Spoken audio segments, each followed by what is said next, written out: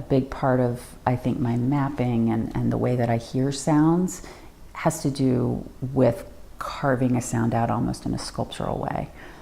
So I'm less interested in saying my music is this and it's intended to project this, and more interested in inviting the listener into my sound world.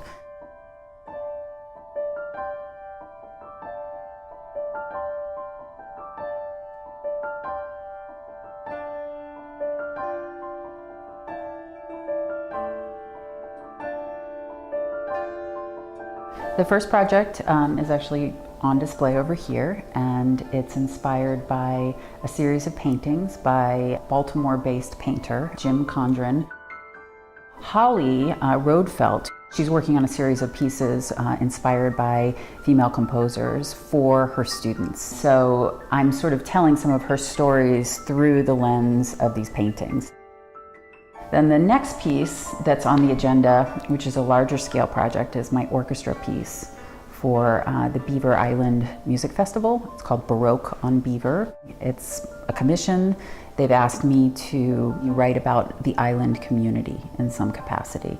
I haven't been there, so I'm at a little bit of a disadvantage, but from what I've heard and what I've read, it seems like a really ecologically diverse area.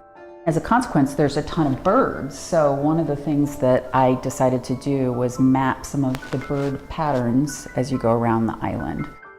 I'm still in the researching stage, so listening to all of these types of birds. I have a whole catalog of all of the birds, and then which ones fall at different places. The calls themselves will probably, kind of come out in strands, but be a lot more abstract.